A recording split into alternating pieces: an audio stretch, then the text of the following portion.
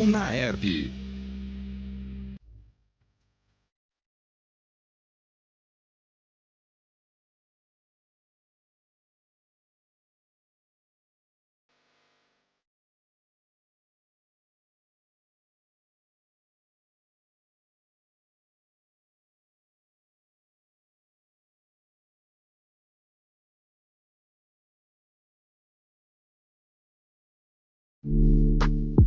Memória da Comunicação. A história viva da comunicação em Ribeirão Preto. Boa noite, ouvinte, conectado aqui na Rádio UNAERP. Eu sou Ronaldo Siqueira, estudante de jornalismo, e este é o projeto Memórias da Comunicação de Ribeirão Preto, dedicado aos 100 anos do rádio na cidade de Ribeirão Preto, com a coordenação de Gil Santiago e apoio técnico de Andrei Violante e Leonardo Rabelo. Para relembrar o início dessa história, trouxemos João Augusto da Palma, ex-repórter da PRA7, a primeira emissora fundada na região. O João vai compartilhar a sua experiência sobre a sua trajetória na rádio. Para conduzir essa entrevista, estou com meus amigos e colegas de turma Ana Beatriz Fabri, Ana Massonetti, Mariana Vitória, Sara Teixeira e Sara Vitaliano. Boa noite, João J. Palma. Seja bem-vindo aqui à Rádio UNAERP. Obrigado pelo convite, boa noite a todos, aos seus ouvintes também. E estamos à disposição e com o prazer de poder falar de um assunto que me é muito pessoal e agradável. Bom, para começar a entrevista, quando e como foi o primeiro contato que você teve com a rádio de Ribeirão Preto? Bom, eu sempre morei aqui e desde pequeno ouvia muito rádio, numa época em que todos tinham muito contato com o rádio porque não tinha nem televisão. E, portanto, nos meus 76 anos, eu me relacionei muito com o rádio. Eu tive um tio que foi comentarista político da própria PRA7. Ele já é falecido, tem até uma escola com o nome dele, Sebastião Fernandes Palma. Ele, na Rotativa Sonora, que era o programa noticioso, era o Jornal Nacional de Ribeirão Preto, né, na época, e claro que com isso eu fiquei muito mais próximo do rádio, por laços familiares. E depois acompanhava a programação pelo rádio e até pessoalmente eu ia muito à rádio. Eu cheguei a começar mesmo fazendo programa de auditório na época, com o Wilson Gasparini, irmão do falecido prefeito Elcio Gasparini, que reside em São Paulo, e também Vicente Seixas fazia programa comigo, programa de auditório, e nessa época, claro que era assim, já muito jovem, né? E o rádio foi penetrando pelo meu sangue, né? E com muita facilidade até, eu comecei a participar de programas esportivos, acompanhando transmissões esportivas, e aí então eu fui ficando bem familiarizado com a PRA7 e depois passei a participar de programas políticos, culturais, de todas as áreas. Era o repórter geral da rádio. E o senhor comentou agora que começou muito jovem, mas com quantos anos de fato o senhor começou na PRA7? Bom, eu comecei como locutor no programa de auditório do Wilson Gasparini, do Seixas. Eu tinha em torno de 12 anos de idade. Nossa. 12 anos. E claro que isso me fez eu conhecer bem a PRA7 por dentro e todo o espírito do rádio da época Isso foi me facilitando cada vez mais me aproximar do rádio profissional. E João, como era a programação da Rádio PRA7? Eclética, uma programação de todos os setores da atividade, e com um detalhe: a PRA7, quando eu comecei a conhecer a PRA7 pelos seus corredores, pelos seus programas, pela sua produção de programas, ela tinha até o setor teatral. Existia na PRA7 um departamento de radioteatro. E esse radioteatro era o caminho para grandes nomes futuramente da televisão. Aí veio a televisão.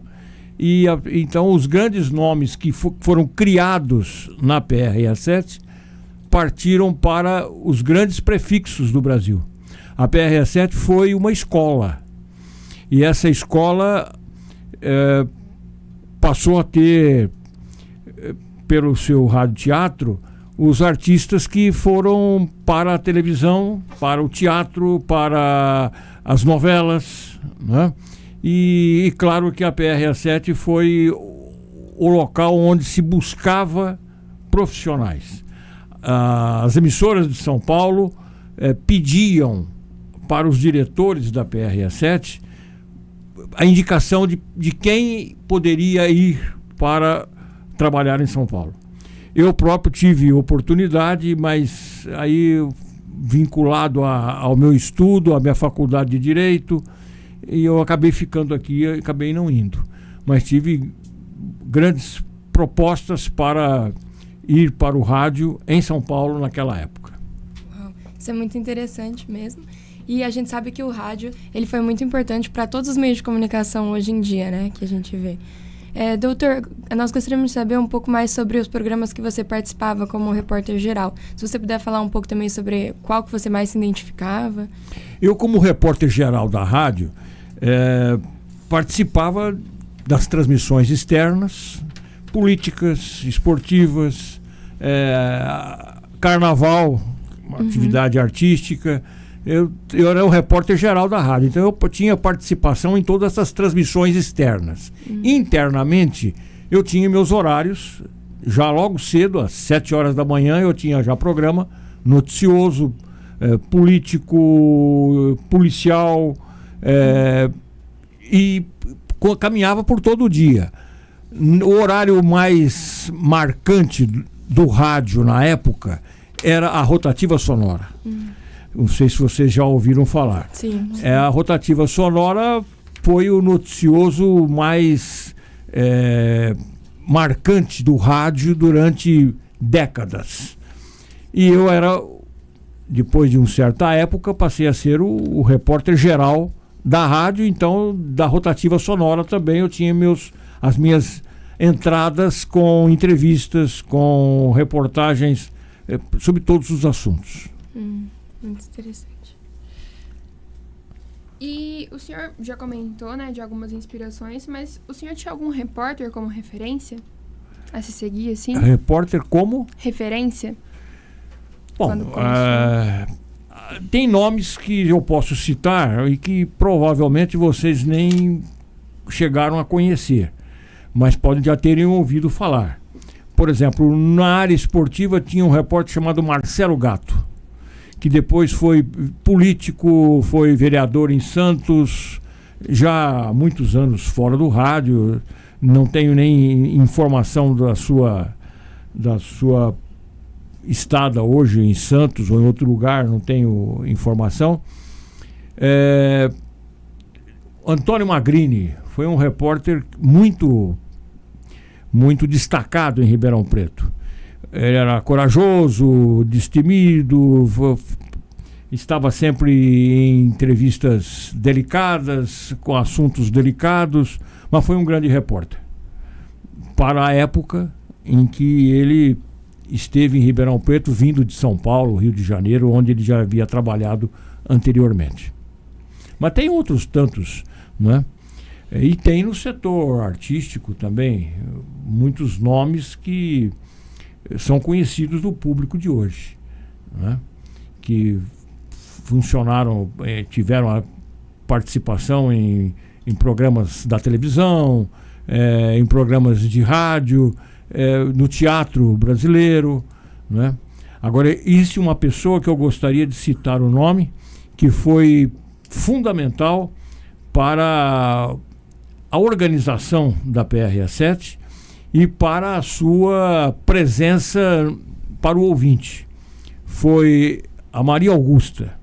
Vocês já ouviram falar na Maria Augusta? A Guta. A Guta foi diretora de novelas da Globo durante muitos anos. Ela era de Ribeirão Preto, família dela aqui, já é falecida, mas foi fundamental para a importância da PRA7 nos anos 50, 60, até ela ir para São Paulo e se engajar na televisão. Entendeu? Nossa, é muito bacana, doutora, a gente ter assim, esses nomes citados para a gente ter justamente registrado todas essas pessoas que fizeram parte da sua trajetória, da trajetória da rádio também. Acho que isso é muito bonito. E você comentou, né, a respeito dos programas que você participava, que você teve esporte, política, teve toda essa participação. Então, para a gente entender um pouco melhor, assim, na prática, como que funcionava a sua rotina como repórter dentro da rádio? Bom, claro que convivendo intimamente com o rádio e intensamente com o rádio, eu me dividia no meu dia a dia com a faculdade, com os meus estudos, e claro que o rádio naquela época não tinha o profissionalismo que tem hoje, com o setor de produção, com pessoas que ficam na retaguarda estruturando o trabalho daqueles que vão para a linha de frente e vão para o ar, vão para os microfones. Então, eu tinha que produzir. Minha primeira preocupação era produzir no dia a dia. E isso me dava também a responsabilidade, porque eu tinha que depois conduzir o assunto ao microfone, nos programas em que eu entrava. E claro que você tinha menos vida na cidade. Ribeirão era bem menor. Então, você tinha menos assuntos. A intensidade do que existe hoje não era assim. Claro, a cidade era menor. O mundo era outro. Então, você tinha menos o que levar para o ar. Mas, claro que no dia a dia você tinha que produzir, criar, tinha que fomentar assuntos. Essa era uma primeira parte do dia de quem trabalhava no ar, ia para o ar. E claro que não só participando de programas noticiosos, mas também de programas esportivos e outros entrando no dia, ao longo do dia, nos programas em geral, você acabava criando assuntos também. É claro que isso tudo fazia o dia a dia de um profissional da época. Começava logo cedo. Quantas e quantas vezes a gente passava a noite na Câmara de Vereadores, acompanhando as sessões dos vereadores. Acabava indo para a delegacia e acompanhando os acontecimentos da cidade, que não eram muitos, mas eram diversos, não era uma intensidade que tem hoje. Hoje tem um mundo correndo pela cidade com todos os tipos de assuntos, e a polícia sendo também chamada para intervir.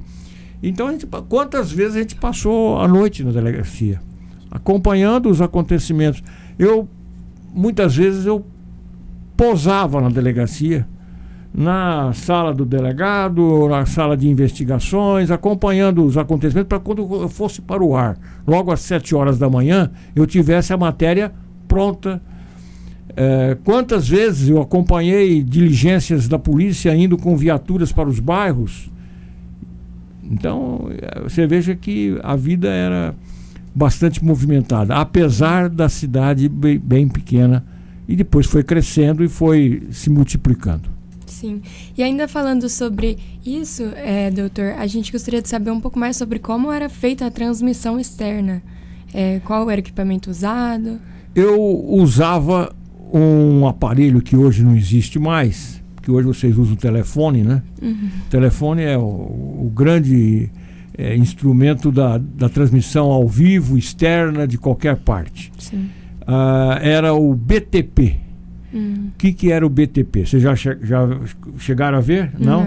Era um aparelho, parecia um tijolão, pesadíssimo, de ferro, e aquilo ali você carregava para as transmissões externas, das ruas, dos campos de futebol, de onde fosse, que não fosse gravar.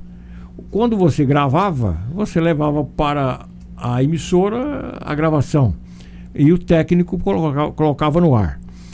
Agora, o BTP era o microfone ao vivo, externo, sem fio, para você usar em qualquer situação. Eu usei muito. Hoje já nem sei mais aonde estão, porque hoje o telefone celular é o grande instrumento de trabalho. Sim. E, desculpa, com relação à equipe necessária, quantas pessoas precisavam em média para fazer uma reportagem externa? Existiam algumas pessoas que não podiam faltar numa transmissão externa. O técnico. O técnico para as ligações de fios, essa coisa toda. Agora, hoje você já tem menos necessidade, porque eu vejo repórter usando o telefone sozinho. Sim. Em qualquer lugar, em qualquer parte, né? Eu fazia muitas transmissões externas de eventos em São Paulo, Rio, em outras partes, principalmente quando envolvia o futebol. Transmissões de julgamentos nos tribunais esportivos, e eu fui o primeiro a fazer transmissão de julgamento de Tribunal do Esporte. Hoje é CBF, né? Mas antigamente era CBD, Confederação Brasileira de Desporto. E eu ia ao Rio de Janeiro e lá eu fazia a transmissão com a ajuda de técnicos das emissoras do Rio de Janeiro, principalmente da antiga Rádio Tupi do Rio de Janeiro, São Paulo pela Tupi, pela Rádio Gazeta. Ainda não se falava em Globo como se fala hoje. É muito legal ver como as rádios trabalhavam em conjunto, mesmo o senhor sendo daqui de Ribeirão, né? Sempre houve muita colaboração. Sempre houve muita disposição para enfrentar dificuldade. E na época era dificuldade intensa. Mas foi um período, hoje é tudo muito mais simples, mais fácil. Não precisa de tanto fio como precisava na época. Eu cheguei a fazer uma transmissão, aliás, depois fiz outras, no Rio de Janeiro, em julgamento de Comercial, Botafogo, na antiga CBF, a CBD antiga, tendo que atravessar fio na Avenida Presidente Vargas, no Rio de Janeiro. Para quem conhece o Rio, sabe que é uma das principais avenidas da cidade até hoje. Sim. E você precisava de linha telefônica. Precisava de usar um telefone para poder desfazer aí o equipamento e grampear a fiação para você poder transmitir. Naquela época não havia autorização para linha telefônica para transmissões durante o dia. Não se permitia isso. Então você tinha que improvisar. Chegar lá, achar um telefone, esse telefone você pedir para o dono para poder usá-lo, aí você desmembrava o equipamento, o fone, e grampeava no aparelhinho que a gente levava de transmissão, e fazia horas, transmissão durante horas. Os julgamentos, por exemplo, que eu fazia no Rio de Janeiro, levava 5, 6 horas. Começava às vezes 5 horas da tarde e acabava meia-noite. Né? E foi assim não só uma vez, foram muitas vezes. E era ter que atravessar fio na Avenida Presidente Vargas, no Rio de Janeiro, porque sem você usar o fio, você não tinha como fazer contato, fazer ligação. Né? Jota, é bem legal a gente ter essas informações, porque a gente às vezes nem imagina o quão difícil era, e a gente tem tanta facilidade hoje com as tecnologias, né? Que a gente... verdade. Eu vou citar para você um fato. A Clube comemorou, acho que seus 90 anos com a publicação de um livro. E esse livro tem uma foto minha usando o BTP. Legal. Usando o BTP. Hoje ninguém mais sabe o que seria, não conhece, porque não existe mais, não tem uma referência para falar, em tal lugar tem. Mas certamente no arquivo da Clube tem ainda esse equipamento para ser mostrado e para ser aprendido como o mundo foi. Entendi. Como que o profissional era exigido. E o que hoje é tudo muito mais fácil usando o celular. É verdade. E o senhor comentou que conciliou os estudos com o trabalho na rádio. E como que era essa rotina, imagino eu, corrida, né? O senhor entrava no ar todos os dias? Quantas vezes o senhor entrava no ar? Todos os dias. Eu não sei o que era ter férias. Eu vim a ter férias depois de muitos anos, quando eu casei. E aí tive 20 dias de folga. Entendeu? Mas eu não tinha, era direto, todos os dias. De manhã, à tarde, à noite. Eu tinha programa de manhã, tinha programa do almoço, tinha programa à tarde. Entrava no ar durante o dia. E vou lhe dizer mais, não vivia só com o rádio. Eu tinha também atividade em jornal, trabalhava nos jornais de Ribeirão Preto, escrevia todos os dias para os jornais, para um jornal onde eu tivesse vínculo em cada momento. Cheguei a ter época de fazer uma página toda de jornal, escrever uma página de jornal por dia. Além das minhas incumbências com o rádio, além dos meus estudos e além de uma atividade que eu tive durante muitos anos, que foi trabalhar na Biblioteca Altino Arantes, hoje Biblioteca Sinhá Junqueira. Essa biblioteca ali no centro, eu trabalhei lá todos os dias. Era de segunda a sexta. Sábado eu não se trabalhava, mas era uma outra atividade. E lá eu também lia, estudava, eu tentava preparar alguma matéria para a minha entrada no ar, nos programas em que eu fosse intervir. Então, isso aí é um período em que o profissional, ele se desmembrava, se dedicava intensamente, porque estava ligado, não é só uma questão profissional, era um amadorismo em que você fazia aquilo que você gostava, que você amava. Nós sempre amamos o rádio, por isso tivemos tempo para nos dedicar, aprender, conhecer o rádio, depois participar da feitura do rádio no dia a dia para o público. E claro que a gente traz essa lembrança e essa experiência para poder passar para vocês. E é muito lindo ver o quão apaixonado vocês com certeza são e eram, né? Por dedicar tanto tempo assim, né? Tenho certeza que o senhor abriu mão de muitas coisas para... Claro, a gente tem que trabalhando, né? Tem que se dividir e tem que fazer opções a todo instante, não é? Como eu disse, eu não lembro de ter tido férias antes de eu ter optado pelo casamento, entendeu?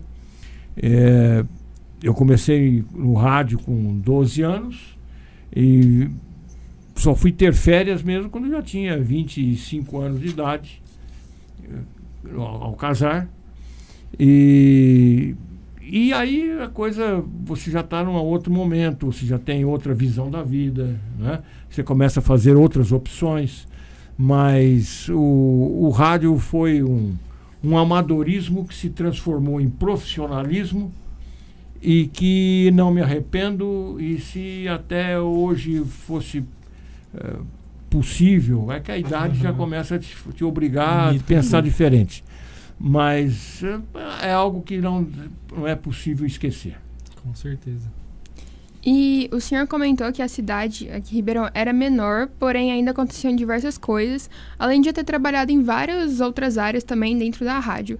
Mas qual foi a entrevista ou reportagem de maior destaque que você realizou? Qual você olha para trás e fala, nossa, essa daqui me marcou profundamente? Eu tenho lembrança de presidentes da República que vieram aqui no período em que eu ainda trabalhava. Muitos acontecimentos da cidade acabaram ficando na lembrança, não é? Eu tenho lembrança de acontecimentos do setor policial que até hoje, se você perguntar na polícia de algum fato significativo, vão lembrar do caso do ladrão que se escondeu numa árvore de quintal, numa casa ali na altura da Rua Florencio de Abreu. Eu já não sei bem como estaria hoje essa casa, mas deve ter sido transformada em prédio, alguma coisa assim. E ele fugiu, e quando soube ou teve sensação de que estaria sendo perseguido, ele entrou numa casa. Foi para o quintal. No quintal ele subiu numa árvore.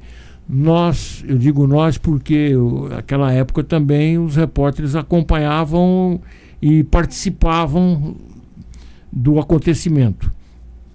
Eu tenho lembrança que eu e o Morandini, que era repórter da 79, da rádio que dividia a audiência com a PRS7, passamos a noite junto com a polícia naquele quintal de casa com o indivíduo que estava sendo perseguido pela polícia no alto da árvore. Ele não descia e foi pedindo a presença de chefe do policiamento, do comandante da polícia militar, e foi ficando a noite toda levando a polícia no cansaço, ver se a polícia desistia de prendê-lo. Nós passamos a noite ali acompanhando o acontecimento. Quando foi por volta de 6 horas da manhã, começou a clarear o dia, e a polícia já tinha combinado que não poderia manter aquela situação a hora que clareasse o dia, porque ele estava armado e de lá de cima ele teria visão para poder atirar em qualquer pessoa ali de baixo, e nos policiais principalmente. Aconteceu que quando foi para clarear o dia, o comandante da polícia veio. Ele exigiu a presença do comandante, que ele desceria da árvore. Não desceu. Aí o comandante ameaçou subir naquela árvore. Aí, quando ele começou a subir, pelo que se comentou, aquele ladrão ia atirar no comandante. Apontou a arma para ele. Quando apontou, a polícia foi muito mais rápida, atirou nele e ele já caiu praticamente morto. Então nós passamos a noite lá. Esse foi o caso do ladrão da Mangueira, e isso ficou muito falado, muito lembrado. Agora tem outros casos. Por exemplo, o que diria na época da ditadura militar, que vocês não viveram essa época, o rádio era bastante difícil de ser feito, porque havia um acompanhamento por parte do comandante do Exército aqui em Ribeirão Preto. Houve um disco do Geraldo Vandré que não podia ser tocado, e eram às 4 horas da tarde. Não sei bem qual foi o esquema que aconteceu, que esse disco, que não andava mais na técnica e que não era colocado nenhuma faixa dele em programação musical, acabou sendo tocado às 4 e pouco da tarde. E é exatamente a música do Vandré que não podia ser, na época, tocada. quando acabou de tocar a música, o comandante do Exército, da 5ª CSM, que é aqui de Ribeirão Preto, já estava na portaria da rádio. Ele veio num jipe do Exército, subiu na contramão na rua Barão do Amazonas, ali na entrada da PR-67, e entrou querendo o disco. Aí foi conversado, ele acabou indo até a técnica, pegou o disco, levou o disco embora. Foi na época do regime militar. Teve uma outra, na época do regime militar, que merece ser colocada. Os moradores da Vila Virgínia queriam a mudança do nome do bairro. Não queriam mais Vila Virgínia, queriam o nome de Jardim Guanabara. Bom, para isso precisava do quê? Fazer uma ouvida dos moradores através de um plebiscito para se decidir se podia ou não chegar à mudança do nome. A PR-7 fez o plebiscito. O prefeito Nogueira, na época, o pai do Nogueirinha, prefeito de hoje, mandou instalar um palanque na praça da Vila Virgínia. E nós transmitimos, isso na época do regime militar, nós transmitimos o plebiscito das 8 horas da manhã até as 18 horas, direto no ar, ao vivo.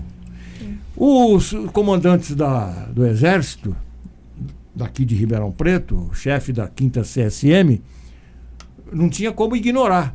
No sábado, 18 horas, eu tive um contato na rádio, no sentido de não transmitir o plebiscito.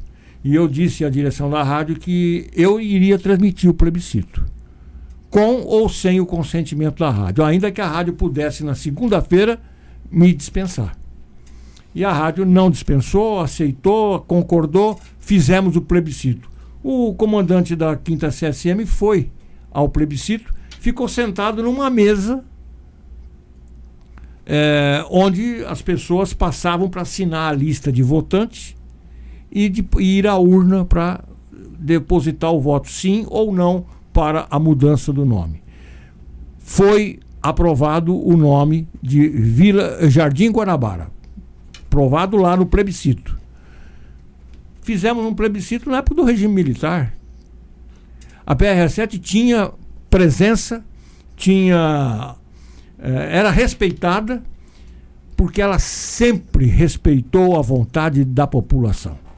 E por isso, então, não havia como segurar um movimento popular numa época em que o regime político do Brasil não permitia.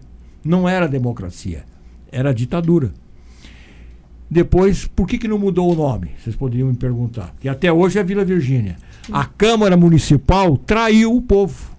A Câmara Municipal, numa madrugada, votou contra a mudança do nome. E por isso continuou Vila Virgínia. Mas moradores da época, antigos moradores da Vila Virgínia, certamente se recordam do plebiscito feito em praça pública, e com a presença de policiais que foram lá para garantir a ordem. Tudo isso aconteceu no auge de um regime ditatorial. É realmente impressionante, né? Porque, assim, estudando sobre história, a gente vê que era muito reprimido mesmo a censura em imprensa e tudo mais. E saber que a PR-7 tinha esse respeito é muito impressionante mesmo, por ser uma rádio da região. Porque ela respeitava a vontade da população. Ela defendia os interesses da população. Portanto, não havia como ser feito uma pressão maior. Havia pressão, claro que havia pressão. Mas a gente não se preocupava com isso, não. Porque sabia do respeito que tínhamos, que a rádio merecia, e que os ouvintes que faziam, que provocavam esse tipo de atitude das autoridades.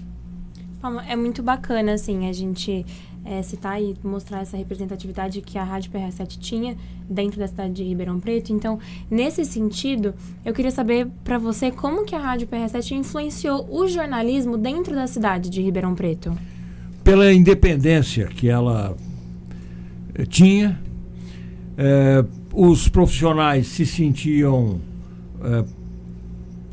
protegidos pelo prefixo e, portanto, a gente tinha a condição de trabalhar com coragem. Se não fosse o respaldo daquele prefixo forte, PRA7 foi o 7º prefixo do país, né? Certamente não haveria como trabalhar. Mas nós trabalhamos tranquilamente. Houve em algum momento alguma atitude assim mais estranha, mas quem tentou ameaçar não conseguiu ir avante. Você trabalhou na Rádio Brasiliense e na Rádio Colorado também, né? Como foi essa mudança e qual foi o motivo? Não, eram 2 prefixos da época e foi o período em que eu fui para transmissões esportivas. Eu fazia programas esportivos, eu era repórter esportista do esporte e claro que isso me deu a experiência de vivenciar num outro prefixo que não tinha, no entanto, a força que a PRA7 tinha, né? A PRA7 foi um prefixo muito expressivo. Como eu disse, a princípio, profissionais de Ribeirão Preto eram solicitados ou convidados para trabalhar em prefixos de São Paulo. Como está hoje o Datena trabalhando na Band, né? O Datena trabalhou comigo, ele várias vezes já disse até isso numa entrevista que ele teve no Teatro Pedro II, de que ele aprendeu a fazer o jornalismo que ele faz comigo, trabalhando comigo. Talvez tenha sido mais uma fala de amizade dele, mas ele aprendeu com todo mundo, por todo lugar. Ele é um grande profissional, né? Destemido, faz uma televisão corajosa, né? Por isso que ele tem a audiência que tem, merece o respeito que todos demos a ele. Sim. Trazendo um pouco mais de atenção agora para as rádios brasileiras, Colorado, como a Sara citou, a gente gostaria de saber um pouco sobre a programação. O senhor falou que atuava no esporte, né? Em ambas as rádios o senhor atuava no esporte. E como que foi a sua mudança para essas rádios? Foi uma mudança simples, porque eram 2 rádios. A Brasiliense teve mais audiência num período, e a Colorado sempre foi uma rádio mais modesta, mais para iniciantes, né? Então eu comecei fazendo esporte lá na Colorado e depois na Brasiliense. Aí mais adiante que eu caminhei para a PRA7, onde eu já havia estado fazendo programa de auditório, né? Sim. Mas foi uma outra época, né? Entendi. Pode ir, Ana. E o senhor comentou, né, que começou com 12 anos e tudo mais. E como o senhor aprendeu a atuar no radiojornalismo em si? Teve algum mentor ou foi realmente na prática? Foi com o passar das experiências? Olha, eu vou contar um fato a vocês. Na PRA7, que tinha aquele palácio do rádio, tinha o Estúdio Azul e o Estúdio Central. E no estúdio, além do estúdio do último andar, onde existiam os programas que eram gravados, produzidos com o teatro, quando teve a equipe de rádio-teatro, era no último andar, era o estúdio Roquete Pinto. No Estúdio Azul, no primeiro andar, existia um piano, e esse piano que depois foi para o Teatro Municipal, foi vendido para o município e foi para o Teatro Municipal. Não sei se continua lá, Mas era um piano de cauda fantástico, de muita qualidade. E esse piano ficava no Estúdio Azul. E diziam, na época, que quem queria trabalhar no rádio tinha que primeiro fazer um estágio ali, ao lado do piano, assistindo programas, a feitura dos programas. Então, muitos, eu inclusive tive horários que eu fiquei ali, acompanhava, isso tudo você aprende. Por isso que eu disse que a PRA7 fez escola em Ribeirão Preto. E foi um celeiro de profissionais para as emissoras de São Paulo. Quando a televisão surgiu, nos anos 50, a Rádio Tupi, a TV Tupi, vários foram trabalhar na Tupi. E a Tupi chegou a abrir em Ribeirão Preto, para aquela época, algo que era marcante, um ponto de produção de programas regionais. Bom, enfim, a Tupi foi muito significativa para a comunicação da época, e claro que os profissionais que foram trabalhar nas primeiras gerações de profissionais da Tupi vieram do rádio, né? Vieram da PRA7. E após a sua saída, né, do rádio, o rádio continuou presente na sua vida como advogado? Sim. Eu, volta e meia, estou conversando com profissionais do rádio, que são meus amigos. Eu tenho amigos que foram e são ainda profissionais do rádio. E claro que você não perde aquele ponto de interesse de você acompanhar, sentir as mudanças, não é? A comunicação faz parte da nossa vida. Para nós é muito importante, doutor, ter o senhor falando aqui sobre todos esses momentos e ensinando tanto para a gente. A gente gostaria de saber qual o sentimento que o senhor tem em poder celebrar esses 100 anos de rádio e se tem algo a mais que o senhor gostaria de acrescentar, de comentar sobre algo que o senhor viveu ou ouviu durante a sua trajetória na rádio.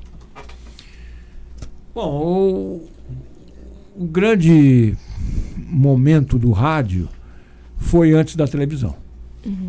Então, ali o rádio era expressivo porque quem queria ter alguma informação tinha que ouvir rádio. Sim. Então todos tinham um radinho em casa, veio o rádio portátil, né? E claro que o rádio não deixa de estar nas nossas veias.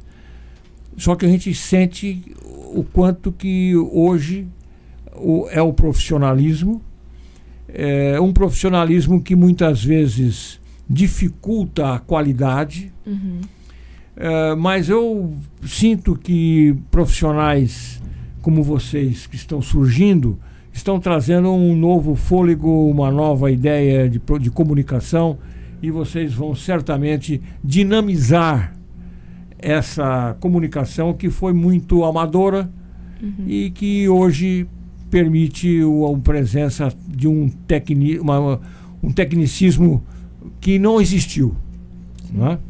Eu acho que vocês todos, os jovens, vão dinamizar muito mais ainda a comunicação.